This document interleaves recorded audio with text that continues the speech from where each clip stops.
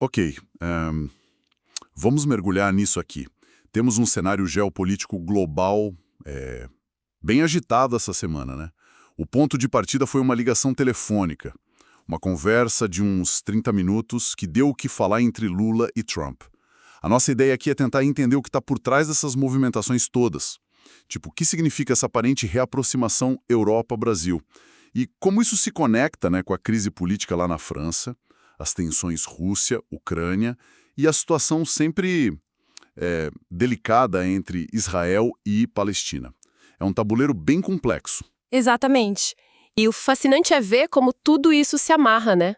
Uma conversa em Brasília pode ter reflexos, sei lá, em Bruxelas.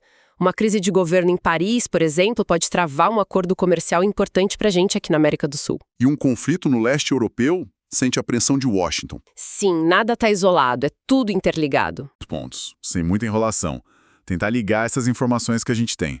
Bom, tudo começa com essa ligação, né? Lula e Trump. Meia hora, tom descrito como cordial, e aí vem a promessa do Trump de ótimas relações no futuro. À primeira vista, parece um passo positivo, certo? Para diminuir a tensão. Parece sim. E o foco do lado brasileiro foi bem pragmático. Comércio. Lula pediu o fim das tarifas americanas sobre produtos brasileiros. Algumas chegam a tipo 50%. É um absurdo. É altíssimo. O argumento do Brasil é que a gente tem um superávit com os Estados Unidos, vende mais do que compra, mas é um saldo pequeno relativamente, então por que manter essas barreiras tão altas?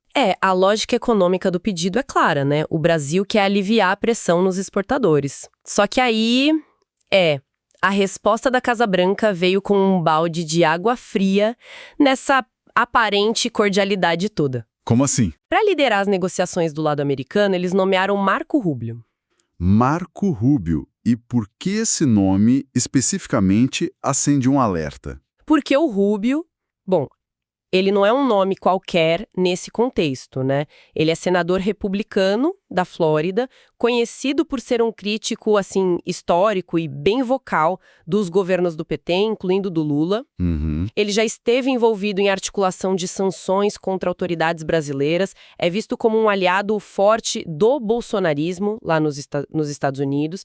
Então, claro, o Itamaraty, nosso Ministério das Relações Exteriores, já demonstrou preocupação na hora. Entendi. Então a situação é: Trump fala em cordialidade, em ótimas relações, mas na hora H, para negociar mesmo, ele escala alguém com um histórico de confronto direto. Isso não soa contraditório? Qual que é a jogada? Olha, pode ser visto como uma estratégia, talvez até um jogo duplo, sabe? Por um lado, o Trump sinaliza essa abertura, talvez pensando na imagem internacional ou até em setores empresariais aqui no Brasil. Certo. Por outro lado, ao colocar o Rubio, ele agrada a base mais conservadora dele e garante que alguém alinhado aos interesses mais duros do Partido Republicano esteja na mesa. É um sinal bem ambíguo, né? Totalmente. Reflete a complexidade e as tensões que existem ali na relação EUA-Brasil, mesmo com essa conversa. Mostra que a promessa de ótimas relações vem com, muitas ressalvas. Uma dança diplomática bem complicada mesmo. Bom, e enquanto isso acontece aqui, se a gente atravessa o Atlântico, a França tá pegando fogo politicamente. Uma instabilidade que, contrasta demais com essa tentativa de diálogo aqui. Pegando fogo é pouco, né? Sim. O quinto primeiro-ministro do mandato do Macron, o Sébastien Lecornu, pediu demissão. Quinto. Num único mandato. Isso por si só já grita instabilidade. Com certeza. E a oposição, claro, está aproveitando. A direita da Marine Le Pen já pede dissolução da Assembleia Nacional, novas eleições, e setores da esquerda falam até em impeachment, dizendo que o Macron já não tem mais condição de governar. O clima lá está pesadíssimo. Essa rotatividade toda, essa pressão da oposição, só mostra o esgotamento da base do Macron. Ele já governa sem maioria sólida faz tempo, né? Depende de alianças, de manobras para aprovar as coisas. Uhum. Isso gera um desgaste enorme. E aí, reformas importantes para ele, como a da Previdência, que ia dar o maior protesto, ficam ainda mais difíceis de passar. A capacidade dele de tocar a agenda está bem comprometida. E como essa confusão interna lá na França acaba impactando o resto do mundo. Para a gente aqui, por exemplo. O impacto é direto. e bem significativo, especialmente para nós aqui na América do Sul. Essa instabilidade política francesa torna quase impossível avançar com acordos internacionais complexos que precisam de apoio político forte lá dentro. Tipo o acordo UE-Mercosul. Exatamente. O acordo UE-Mercosul é o principal exemplo. Esse tratado já enfrenta uma oposição, histórica e ferrenha dos agricultores franceses, né? Eles morrem de medo da concorrência dos nossos produtos. Sim, sempre foi um entrave. Pois é. Com o governo francês enfraquecido, sem capital político para bancar esse desgaste, a chance do Macron conseguir ratificar esse acordo, que já era pequena, agora vai para quase zero. A crise interna deles vira um freio para a gente aqui. Faz todo sentido. A instabilidade lá reverbera aqui. E falando em tensões, com potencial de escalar, vamos mudar o foco para o leste europeu. A situação Rússia e Ucrânia também teve uns capítulos novos aí e preocupantes. Sim, teve movimentação ali também. A inteligência russa soltou uma acusação bem grave. Eles alegam que o Reino Unido estaria planejando provocações em portos europeus. O objetivo, segundo Moscou, seria criar um incidente para justificar uma nova ofensiva contra a Rússia. Isso na hora já levanta o medo daqueles ataques de bandeira falsa, né? Exato, os ataques de bandeira falsa. Para quem não está familiarizado, são aquelas operações secretas onde um lado faz um ataque e joga a culpa no inimigo justamente para criar um pretexto para retaliar ou escalar o conflito. Uma tática antiga e perigosíssima. Muito perigosa. E essa acusação russa, sendo verdade ou não, já aumenta a tensão, a desconfiança entre Moscou e o Ocidente, principalmente o Reino Unido, que tem sido um dos maiores apoiadores da Ucrânia. E no meio dessa troca de acusações, surge uma notícia do lado ucraniano que pode, mudar o jogo. Aqui a coisa esquenta mesmo. A Ucrânia anunciou que não só desenvolveu, mas que já usou mísseis de cruzeiro próprios. Mísseis próprios. Sim. Batizaram de Flamingo. E segundo Kiev, o alcance é impressionante. Mais de 3.000 quilômetros. Nossa, 3.000 quilômetros. Se isso for confirmado, se a capacidade for real mesmo, aí a gente está falando de um divisor de águas. Por quê? Qual o impacto disso? Porque um alcance desses permitiria à Ucrânia atingir alvos estratégicos em quase todo o território europeu da Rússia e até além. Isso seria um salto tecnológico e militar gigantesco para Kiev. Muda completamente o cálculo estratégico da guerra. A capacidade de retaliar fundo no território inimigo. Exato. Coisa que a Ucrânia não tinha em larga escala com armas próprias até agora. Isso com certeza preocupa Moscou. Imagino. Mas a complexidade não para por aí, né? Teve também uma declaração bem polêmica vinda da Alemanha, da ex-chanceler Angela Merkel. Sim, a Merkel, que governou a Alemanha por 16 anos, saiu pouco antes da invasão em larga escala, né? Ela afirmou recentemente que a guerra poderia ter sido evitada. Evitada? Como? Segundo ela, se os países bálticos, Estônia, Letônia, Lituânia e a Polônia tivessem aceitado negociar diretamente com Putin lá em 2021, talvez o conflito não tivesse acontecido. Nossa, imagina a reação nesses países. Serem culpados por não negociar com Putin. Justo eles que sempre alertaram para o risco russo. A reação foi péssima, claro, imediata e furiosa. Líderes e diplomatas da Polônia, dos Bálticos, rejeitaram na hora a fala da Merkel. Lembraram que eles se sentiam ameaçados pela Rússia e que a postura alemã na época, que eles viam como muito conciliadora com Moscou, na verdade contribuiu para a escalada. Essa declaração da Merkel reabriu umas feridas antigas, sabe?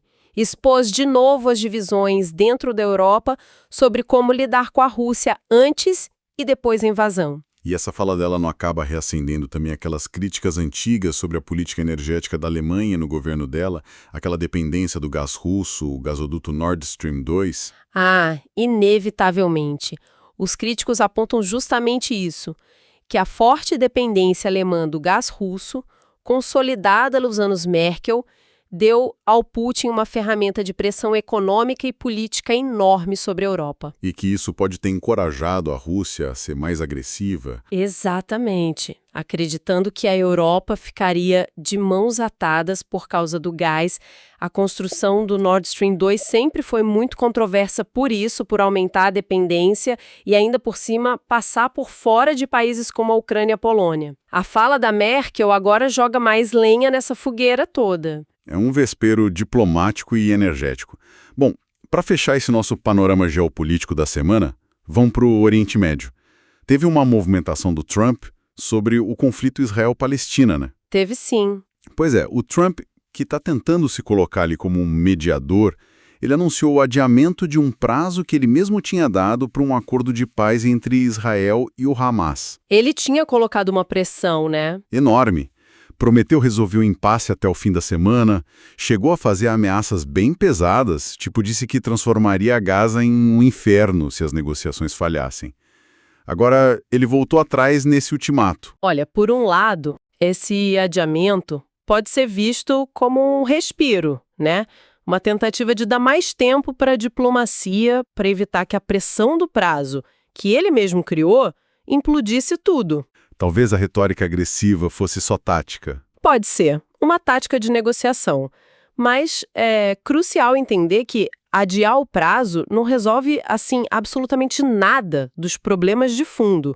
O cenário continua extremamente tenso, volátil. E quais são esses problemas de fundo que continuam travando tudo? Os tais nós górdios da questão. Exatamente, os nós górdios. Aqueles problemas super complexos, interligados, que parecem impossíveis de desatar. A gente está falando de questões, assim, existenciais para os dois lados, né? Uhum. Reconhecimento mútuo, definição de fronteiras para um eventual Estado palestino, o status de Jerusalém, direito de retorno dos refugiados, quem controlaria a segurança, as Forças Armadas na Palestina, qual seria o papel internacional numa transição em Gaza. Muita coisa complexa. Muitos pontos nevrálgicos onde as posições de Israel e do Hamas e de outras facções palestinas são, em muitos casos, totalmente opostas. O adiamento do prazo do Trump só chuta a lata para frente, não desata nó nenhum. A fragilidade continua ali, enorme. Entendido. Então, juntando todas essas peças, a ligação Lula-Trump e a nomeação do Rubio, a crise na França travando acordo, as acusações russas e os mísseis ucranianos, a polêmica da Merkel e o impasse adiado no Oriente Médio, qual é o quadro geral que emerge dessa semana? Olha, o quadro geral é de uma instabilidade global com muitas frentes, sabe? E tudo interconectado.